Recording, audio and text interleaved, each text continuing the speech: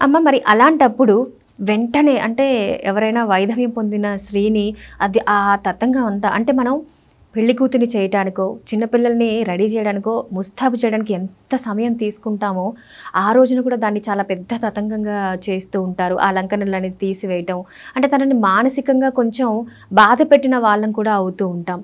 తర్వాత కూడా తన క్యారెక్టర్‌కి సంబంధించో, లేదంటే ఎదురు పడుతూనో ప్రతి ఒక్కరు చిన్న చూపుతో చూడటం, వివక్షతో చూడటం, కొన్ని అవమానాలన్నీ కూడా ఆడపిల్ల ఎదుర్కొంటూ ఉంటుంది. అంటే ఇప్పుడున్న అంటే కొంచెం పెద్ద పెద్ద పట్టణాల్లో అయితే మనం అలాంటివి కొంచెం తక్కువ చూస్తామేమో కానీ, పల్లెటూరులో ఇప్పటికీ అలాంటి ఆచారమే కొనసాగుతూ ఉంటుంది. ఎదురు రాకూడదని, పొద్దున్నే తన మొఖం చూపించకూడదని, ఇంట్లో వాళ్ళే వెలేసినట్టుగా చూస్తూ ఉంటారు. అది కొంచెం బాధాకరం కాదంటారా? అది బాధే అమ్మా. కానీ అసలు ఆ తతంగం చేయడానికి కారణం ఏమిటి అంటే, ఈ భూమి అంటే మన దేశం యొక్క భూమిని కర్మభూమి, భారతదేశం యొక్క భూమిని అని చెప్పడం మీరు వింటారు. ఇక్కడ కర్మభూమి అని ఎందుకు చెప్పారంటే, మొత్తం అన్ని దేశాలకి అంటే ఏంటంటే ప్రపంచ దేశాలన్నిటికీ ఈ దేశం గురువు. అంటే జ్ఞానము అన్నది ఇక్కడి నుంచే వెళ్ళింది.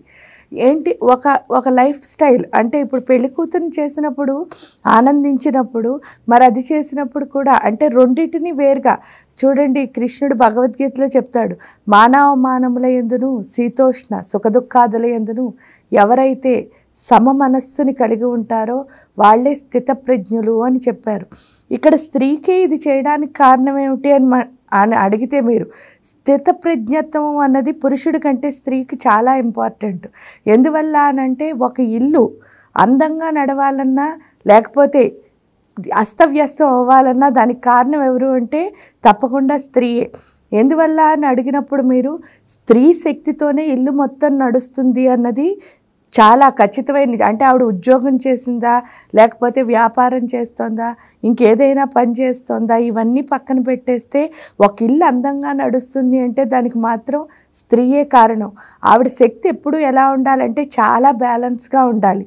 ఆ బ్యాలెన్స్ ఇవ్వాలంటే రెండింటిని ఒకేలా తీసుకునే మనస్సు ఎవరికి ఉండాలి అంటే తప్పకుండా స్త్రీకి ఉండాలి.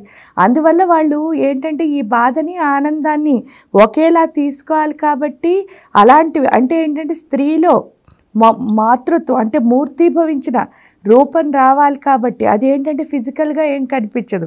అంటే ఫిజికల్గా అందంగా ఉండడము లేకపోతే గంభీరంగా ఉండడం అవన్నీ మనసుకు వర్తించవు. చాలామంది చాలా ధైర్యంగా కనిపిస్తూ ఉంటారు, లోపల చాలా పిరిగ్గా ఉంటారు. అంటే ఏంటి అంటే అంతా దేనికి మనస్సుకి సంబంధించింది. మనసులో భయాందోళనలు కానీ లేకపోతే ఏదైనా కోపం కానీ ఇలా ఇంబ్యాలెన్స్లు ఏమి ఉండకూడదు. అంటే బాధని ఆనందాన్ని ఒకేలా తీసుకునే స్థితి ఆవిడకు ఉండాలి. అందువల్లే ఏంటి అంటే ఆవిడ అన్నిటినీ దాయగలదు కూడా. అంటే చాలామంది చూడండి, స్త్రీ నోట్లో ఏదైనా పడితే బయటకంతా వెళ్ళిపోతుందని. కానీ దాయడం అంటూ వస్తే స్త్రీ కంటే బాగా దాచేవాళ్ళు ఎవరు ఉండరు. అంటే అన్నిటినీ ఆవిడ చాలా గుట్టుగా ఉంచగలిగింది. అంటే ఆ కుటుంబం గుట్టుగా ఉండాలి అంటే స్త్రీయే దానికి కారణం. అది రావాలి కాబట్టి వీళ్ళు చూడండి, నిజంగా కూడా ఎక్కువ బాధలు ఎవరికి ఉంటాయంటే స్త్రీకే ఉంటాయి. ఎట్ ది సేమ్ టైం ఎక్కువ ఎమోషన్స్ కూడా ఆవిడకే ఉంటాయి. ఆ ఇంబ్యాలెన్స్ ఆఫ్ ఎమోషన్ని బ్యాలెన్స్ చేయడానికి ఇలాంటి పద్ధతులన్నీ పెట్టి వాటి ద్వారా స్త్రీని ఒక గొప్ప తత్వం కింద మార్చారు. అందువల్లే మీరు పెళ్లి చూసినా సరే పెళ్లిలో కూడా నాతిచరామి చెప్పిస్తారు భార్యకి భర్తకి. చెప్పించినప్పుడు ధర్మేచ అర్థేచ కామేచ ఈ మూడిట్లతోనే నాతిచరామి. మోక్షేచ వచ్చేసరికి మళ్ళీ నీది నీదే నాది నాదే అన్నా కూడా ఇక్కడికి వచ్చేసరికి పూజలన్నీ స్త్రీకే పెట్టారు. ఎందుకండి అంటే భర్త బాగోవాలని అని చెప్తారు. దానికి కారణం ఏంటంటే నిజంగా కూడా ఈవిడలో మార్పు వస్తేనే ఆ భర్తలో మార్పు వస్తుంది. ఆ భర్త ఈవిడ కలిసి బాగా పనిచేస్తేనే ఇల్లంతా బాగా రన్ అవుతుంది.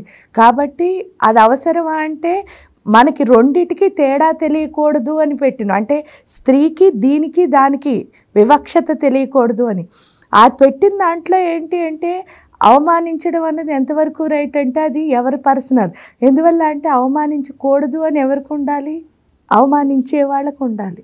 అది ఎవరైనా కూడా అంటే అది వాళ్ళ మనసుకి సంబంధించిన తప్ప దానికి ఈవిడేం కారణం కాదు. అందువల్ల వాళ్ళు అవమానించినా ఈవిడ ఎంత స్టబర్న్గా ఉండాలి అన్నది ఈవిడ నేర్చుకోవాలి తప్పితే ఆ అవమానాన్ని అసలు పట్టుకోవాల్సిన అవసరం లేదు. మనం ఏమీ ఆగక్కర్లేదు. అంటే ఇది పోయింది కాబట్టి నేను ఆగుతానని కాదు, నా దగ్గర అది లేదు అంటే మిగతా అన్నీ ఉన్నాయని చూపించాలి. దానికి ఎగ్జాంపుల్ మీకు బోల్డ్ మంది ఉన్నారు. అలాంటి స్త్రీల్లో గాంధారీదేవి కూడా ఒకటి. నార్మల్గా భర్తకు కళ్ళు లేవు, జనరల్గా ఏం చెప్తారు, ఆయనకి కళ్ళు లేవు కాబట్టి నా కళ్ళతో ఆయనకి ప్రపంచాన్ని చూపిస్తాను అన్నారు. కానీ ఈవిడేం చేసింది, ఈవిడ కూడా కళ్ళకు గంతలు కట్టుకుని మొత్తం ఆయన్నే ప్రపంచంగా మార్చుకుని ఆ ఇంట్లో ఏమీ లోటు రాలే, అంతా బాగా చేసింది. కాకపోతే ఇంకా కొడుకులు అన్నది అది వేరే విషయం. కానీ వీళ్ళిద్దరి వరకు మాత్రం చాలా బ్యాలెన్స్గానే ఉన్నారు కదా. దానికి తోడు ఆవిడ చేసిన ఉపాసన కూడా చిన్నమస్తాదేవి ఉపాసన. ఆ ఉపాసన వల్లే దుర్యోధనుడికి ఏం చేస్తుంది అంటే ఏంటి అంటే మనకు ఒక పార్ట్, ఏదైనా పని చేసే పార్ట్ ఉన్నప్పుడు దాన్ని పని చేయనివ్వడం మానేస్తే దానికి ఎంత శక్తి వస్తుంది అన్నదానికి గాంధారీదేవే.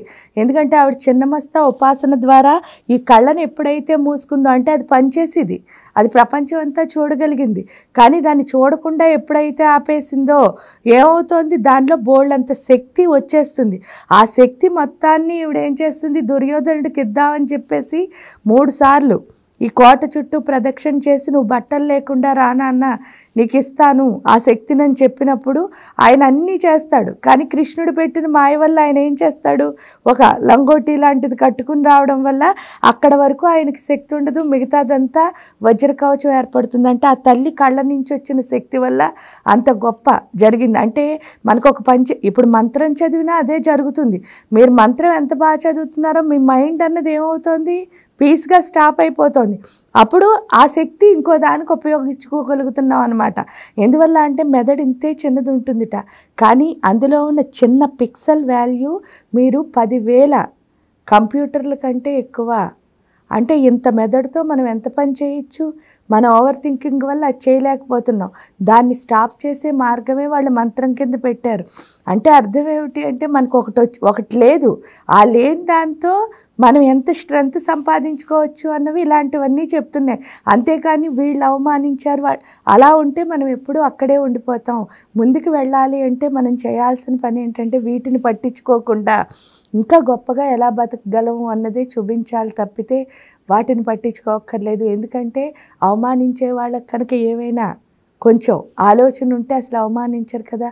అలాంటి ఆలోచన లేని వాళ్ళ కోసం ఆలోచించడం టైము వృధా అన్నది నా అభిప్రాయం.